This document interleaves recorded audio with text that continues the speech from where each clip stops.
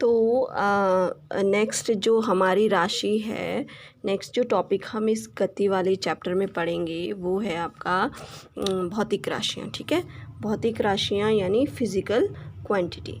Physical quantity को हम इसमें पढ़ेंगे। क्लियर?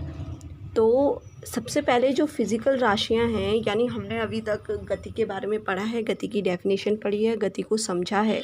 तो हमने ये देखा कि जो हमारे आसपास हमारे पूरे ब्रह्मांड में जितनी भी चीज़ें हैं सब मूवेबल हैं, यानी सब गति करती हैं।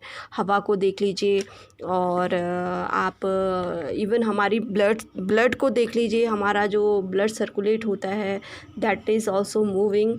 और हवा देख लीजिए, हर चीज़ मूविंग है, कोई भी चीज़ स्थिर नहीं है।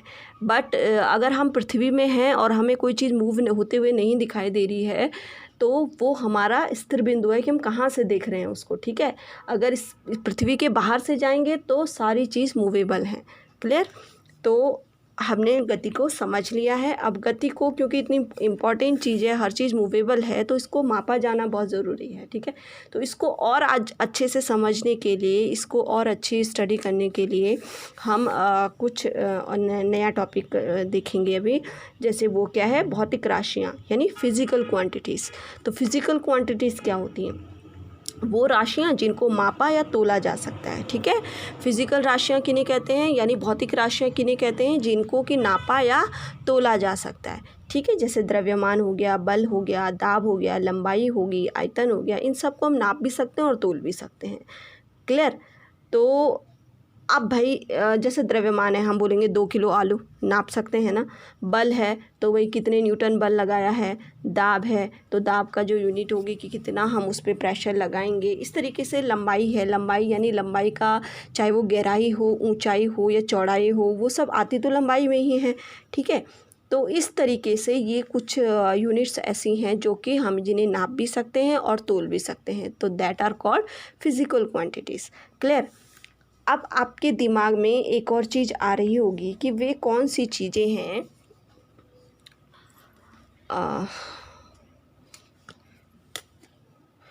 वो कौन सी चीज़ें हैं जिन्हें हम नाप नहीं सकते हैं, जिन्हें हम क्या नहीं कर सकते हैं, नाप नहीं सकते हैं। तो वो कौन सी चीज़ें हैं जिन्हें हम नाप नहीं सकते हैं? वो हैं, देखिए, वो चीज़ें जो आप देखते हो कि हम नाप नहीं सकते हैं कुछ चीज़ें, तो वो चीज़ें कौन सी हैं? वो चीज़ें हैं जैसे आपके जो हम नाप नहीं सकते हैं, उन चीज़ों में है सबसे पहले जैसे विचार। सबसे पहले क्या? विचार हो गए, और भावनाएं हो गई। ठीक है, भावनाएं हो गई, और क्या हो गए? अनुभव हो गए। तो ये कुछ ऐसी चीज़ें हैं जिनको हम नाप नहीं सकते हैं, इनको हम नाप नहीं सकते हैं। भाई आपके मन में कितने विचार आ रहे हैं, तो क्या आप नाप सकते हैं कितने किलो, 4 किलो, 5 किलो विचार आ रहे हैं मेरे मन में? ऐसा तो नहीं है ना। भावनाएं, अगर आप अपने दोस्त से बहुत प्यार करते हो और बताते हो मैं तेरा बहुत अच्छा दोस्त हूँ भाई, मैं बहुत तुझे बहुत मानता हूँ। अरे भाई कितना मानता है, कितना प्यार करता है, तो इसकी कोई मतलब हम नाप तोल नहीं सकते इनको। ठीक है, अनुभव, कितना एक्सपीरियंस है, तो ये थोड़ी बोलेंगे हमें 4 किलो एक्सपीरियंस है, 5 किलो एक्सपीरियंस है ना। तो ये कुछ ऐसी चीज़ें हैं जिन्हें हम नाप तोल नहीं सकते हैं। क्लियर? तो आपको भौतिक राशियाँ समझ में आ गई हैं जिन्हें हम नाप और तोल दोनों सकते हैं। अब जो ये भौतिक राशियाँ हैं ये 2 प्रकार की होती हैं, 2 तरीके की होती हैं। पहली होती है अदिश और दूसरी होती है सदिश। पहली राशि कौन सी होती है? अदिश राशि, एंड दूसरी होती है सदिश राशि। अब इसको अदिश क्यों कहते हैं? ठीक है, इसको अदिश क्यों कहते हैं, इसको देख लेते हैं थोड़ा सा, कि इसमें 2 चीज़ें सम्मिलित होती हैं, मतलब 2 राशियाँ इसमें सम्मिलित होती हैं। पहली है परिमाण और दूसरी है यूनिट। परिमाण से मेरा सेंस है कि परिमाण जैसे जहाँ पर कोई नंबर वाली क्वांटिटी, जैसे 2 हो गया, 3 हो गया, 4 हो गया, 5 हो गया, नंबर जहाँ पे आते हैं, संख्याएँ आती हैं, वो परिमाण हो गया। ठीक है, जैसे उदाहरण के लिए ले लेते हैं 2 kg। ठीक, तो 2 kg यानी 2 क्या है? परिमाण है, और kg क्या है? इकाई है, तो 2 kg। ठीक, अब ऐसे ही हो गया जैसे हमारा 5 किलोमीटर। ठीक है, 5 किलोमीटर, तो 5 क्या हो गया हमारा? 5 हो गया हमारा परिमाण, और इकाई क्या हो गई? किलोमीटर। तो ये है आपकी अदिश राशियाँ। ये कौन सी राशियाँ होती हैं? अदिश राशियाँ, ठीक है। जैसे किलोग्राम का हो गया, जैसे द्रव्यमान, ठीक, द्रव्यमान हो गया, ये हो गई आपकी दूरी, तो ये क्या है? अदिश राशियाँ हैं। क्यों? क्योंकि भाई इनमें अदिश से आप समझ रहे हो, अदिश मतलब जिसमें दिशा नहीं होती है, जिसमें दिशा की ज़रूरत नहीं होती है, ठीक है। आप देखो फॉर एग्ज़ाम्पल, जैसे मुझे लेने हैं 2 किलो आम या 2 किलो आलू, कुछ भी लेने हैं, तो मैं बोलूँ दुकानदार को कि भाई 2 किलो आम कर देना और उसको ज़रा पूर्व दिशा में नापना, ठीक है। क्या ऐसा हो सकता है? या मैं कहूँ कि भाई मुझे 1 बोरी आटा चाहिए, 1 बोरी चावल चाहिए, लेकिन हाँ थोड़ा ध्यान रखना कि इसको पूर्व दिशा में तोलना, तो क्या ऐसा होगा? नहीं। तो इसका तो कोई औचित्य ही नहीं बनता है। दैट मीन्स ये जो राशियाँ हैं वो क्या हैं आपकी? ये हैं आपकी अदिश राशियाँ। तो आई होप आपको अदिश राशि समझ में आ गई होगी। अब आते हैं सदिश राशि पे। सदिश से आपको समझ में आ रहा होगा कि जो सदिश राशि है उसमें दिशा भी इंक्लूड होगी, ठीक है।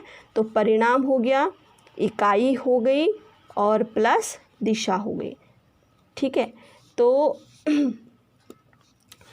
परिणाम भी है, इकाई भी है और दिशा भी है, ठीक। 3 चीज़ों का मिक्सचर है कौन? सदिश राशि।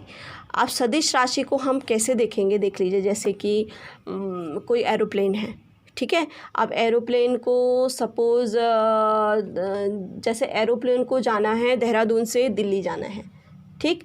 तो एरोप्लेन को देहरादून से दिल्ली जाना है, तो देहरादून से जब वो दिल्ली जाएगा तो क्या वो सीधा जाएगा? ऐसा सीधा जाएगा कि कहीं भी चले जाओ, 3 किलोमीटर चले जाओ, तो उसको जो कंट्रोल रूम है वहाँ से उसको एक कुछ इंस्ट्रक्शन मिलेंगे कि भाई आपको क्या करना है, इतने डिग्री मुड़ कर के 3 किलोमीटर चलना है और इतने डिग्री फिर मुड़ जाना, फिर आगे इतने किलोमीटर चलना, तब जाके दिल्ली आएगा, ठीक है। तो इस तरीके से मतलब हमें उसमें दिशा भी बतानी पड़ेगी, दूरी के साथ साथ दिशा भी बतानी पड़ेगी, ठीक। जैसे देख लीजिए विस्थापन, इसका उदाहरण क्या है? विस्थापन में परिमाण भी है, इकाई भी है इसकी और दिशा भी है, ठीक है। जैसे मैं 2 किलोमीटर इतनी दिशा में चला, 2 किलोमीटर पूर्व दिशा में चला, तो वो विस्थापन हुआ, ठीक है। अब देख लीजिए दिशा बहुत इम्पॉर्टेंट है, इसका बहुत प्रैक्टिकल यूज़ भी है।